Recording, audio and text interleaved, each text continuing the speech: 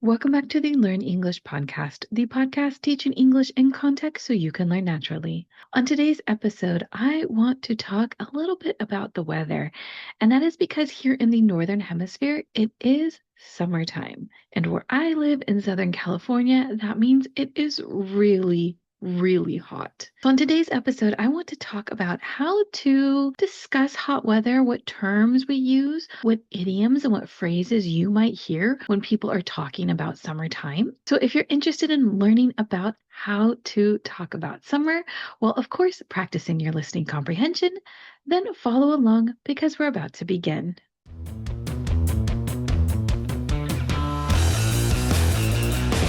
Before we get started, I want to remind you to look at the description of this podcast episode.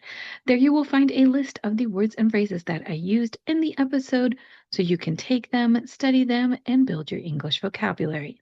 Let's talk about summertime. Here in my part of Southern California, I can say that it is so hot.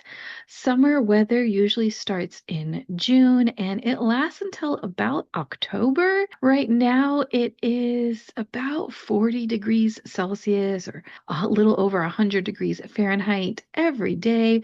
There is this part of July and August where it will just get so uncomfortable and so hot every single day. And personally, I do not like it. I hate the heat. I hate this intense sunshine. But on today's episode, I really want to discuss how we talk about summer and how we talk about this really hot weather. The first thing is that when you're talking about summertime and when you're talking about heat, especially if you're watching the news, if you're watching a weather report, they will talk about a heat wave. So a heat wave is when the temperature goes up and it lasts for a couple of days. In our case here, it usually lasts for a week or two where you have this really intense heat and it's really uncomfortable because it is so hot. So that is called a heat wave. Once the heat wave breaks, which means that the heat wave goes away and you don't have it anymore, then the temperature goes back down.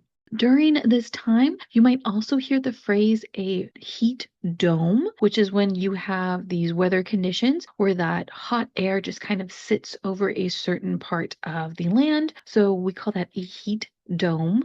And that's what helps contribute to that heat wave. On the news, they also call it a high pressure system. Depending on whether you have low or high atmospheric pressure, it can change the weather. Usually, low pressure systems are more cooling, and high pressure systems cause warmer weather. When you talk about the hot weather, of course, you can say that it's hot. That's a word that everyone uses, how hot it is outside. But maybe you want to elevate your vocabulary a little bit. Maybe you want to sound a little bit more sophisticated. Maybe you want to use different words. And so I'm going to give you some terms that people use to describe that hot weather. The first one is sweltering. Sweltering is a very powerful word when it comes to talking about heat, and it means that the heat feels very oppressive. So, oppressive means that you don't want to do anything. You just kind of want to lie down and try to cool off, just try to feel less hot.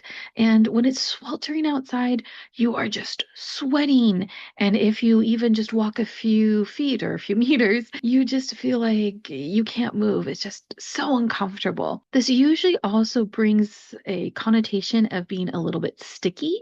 So maybe you're sweating a lot, or maybe the air around you has a lot of water in it. So you feel a little bit sticky. So when you have very high temperatures and this water element to it, the stickiness to it, that is sweltering. When we talk about the United States, especially in the southern part of the United States, you get this type of sweltering weather because those places are closer to the coast, they're a little bit more tropical, and so they have this really sweltering aspect to their heat waves. You might also hear the term muggy. If something is muggy, that's another way of saying that you have this humidity in the air, that you have a lot of water in the air. So when we're talking about the southern states like Florida, Louisiana, for example, when they have very hot weather, when they have this really high humidity, there's a lot of water in the air, and that gets you that muggy feeling. So maybe you take a shower and then when you come out of the shower, you dry off and then you start sweating because of how hot it is. And there's all this moisture in the air and it feels like you didn't even dry off. It feels like you still have all of this water on your body. That would be a muggy type of weather, being in a muggy environment. An idiom that goes along with this muggy feeling and this humidity, people might say that it's like a sauna. A sauna is a room that you go into where you just sit there and basically sweat. It's a very, very hot room, and they usually also have a lot of moisture in them, a little bit steamy because of the moisture and the heat. People will say that when it is very hot outside and very muggy, that it is like going into a sauna because even though it's outside, it has the same sauna-like conditions. When you're comparing muggy and sweltering, sweltering definitely has more of a heat feel to it. So think of more hot. When muggy means hot, but not as intense as sweltering, and maybe even more wet, more humidity. If it's hot, but really the main complaint is how humid it is, you might want to use the word muggy, say it's muggy outside. If the main complaint is the heat, there is some humidity, but the heat is really what's annoying you, then you can say that it's sweltering outside.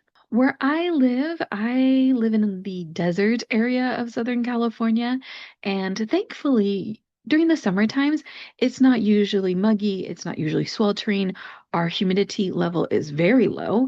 I actually have a humidifier in my house to try to add humidity to the air because usually my humidity inside my house is around 14%, sometimes even 12%. It's very low. Because it is hot here, but we don't have that high humidity, we say that we have a dry heat. A dry heat, that word dry means that you don't have a lot of water, but it's still hot. So we say it's a dry heat because we don't have a lot of humidity or moisture in the air, but we definitely have the heat aspect. Sometimes when people are talking about a dry heat, they will say that it's like opening an oven. An oven is where you bake food or maybe cook some of your food. And if you think about it, if you open your oven door, usually you feel that hot air that's coming out of your oven. And that's what they're referring to here. Someone says it's like opening an oven.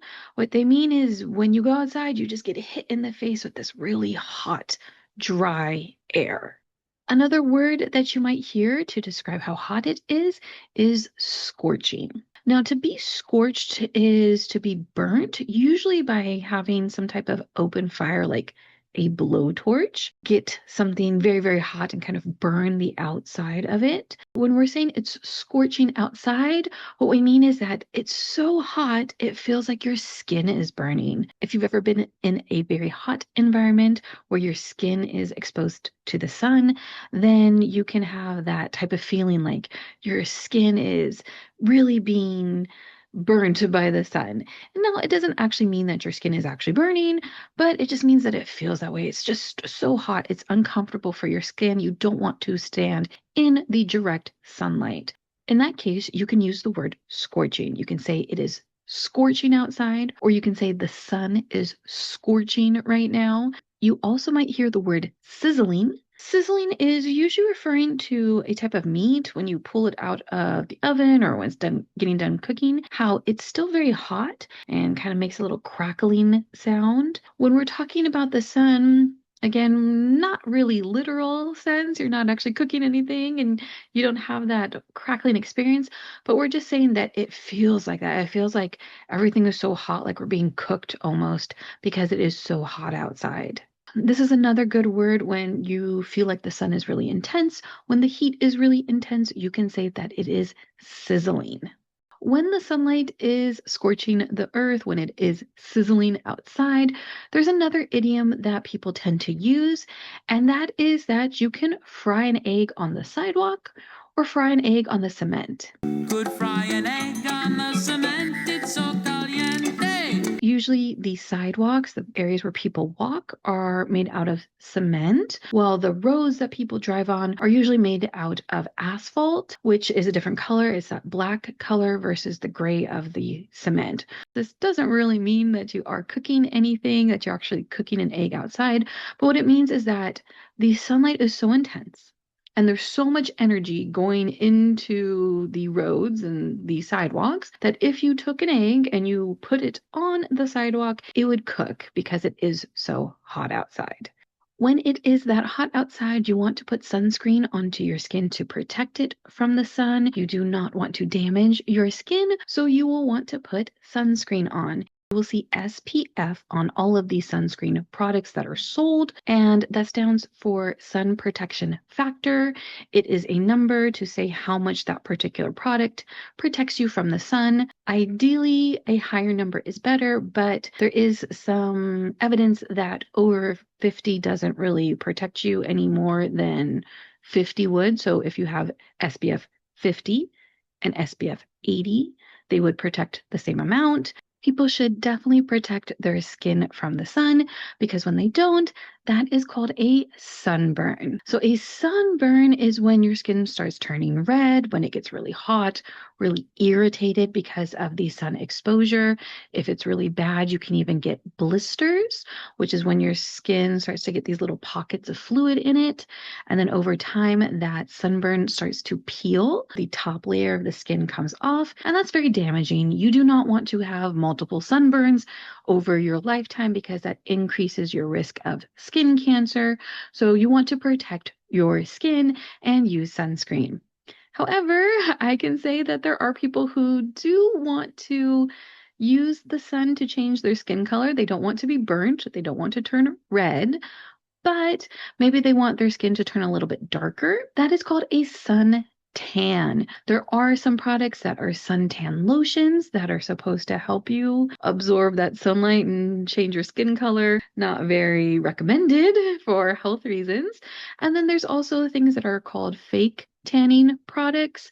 These are lotions that you can put on that give you that darker skin color, but don't actually require the sun, don't cause your skin to be damaged by the sun. When you do have that sun tanning effect, when you do have a slightly darker skin color, maybe even a little bit of pink in your face because of the sun exposure, we call that sun kissed. So sun kissed, think of it like the sun's just kissing you, just giving you a little bit of radiation and sun damage, right? Just a tiny little bit to give a little bit of color to you, especially your face. If you look at makeup products, sometimes they'll even say you have a glow or a sun-kissed look if you use this particular type of makeup. And that's what it is referring to, giving you a little bit of pink, maybe a little bit of a darker skin tone, just to seem like maybe you're in the sun for a few hours without really getting any type of that burned look to it. So we've talked about how the sun can impact your skin, but there's also something that is more dangerous, at least in the short term, and that is something called sunstroke or heat stroke. This is a serious medical condition when your body overheats. So to overheat means it gets too hot, your temperature of your body goes too high, and you aren't able to bring that temperature down. Usually the signs of this is when you are not able to sweat. So your body is really, really hot, but your skin is dry because you are not sweating. Sweating is a way that we have naturally to bring our body temperature down, but if you can't sweat, that means your body temperature is going to stay up. Some other signs of it is when you have nausea, vomiting, you might have a headache or feel dizzy. And this can all occur if you've been exposed to too much sunshine and you've been in these hot temperatures for too long. Having too much of that is dangerous. You really need to make sure you bring your body temperature down, drink a lot of cool liquids, and seek medical attention if it is severe, because that's dangerous. It's a very dangerous condition and something to worry about if you are going to spend a lot of time outside and in the sun.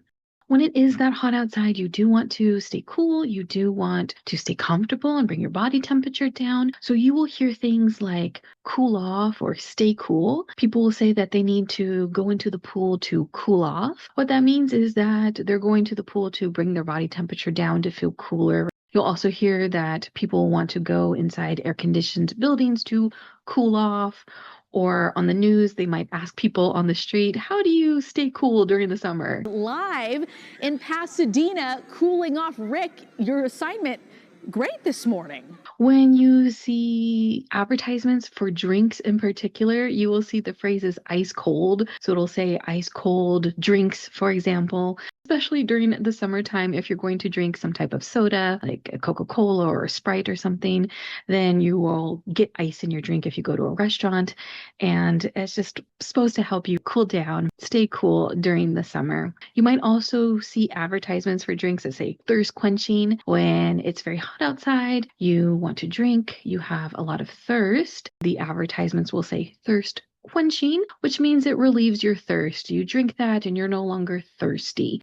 Now, one last idiom about summer, you will hear that it is the dog days of summer. And it's a little bit up in the air about where that term comes from. So up in the air means it's debated. It's not 100% sure. I saw some theories that it has to do with a star constellation, which is a dog, which means that when you see that constellation in the summertime is referring to that particular constellation as the dog of summer.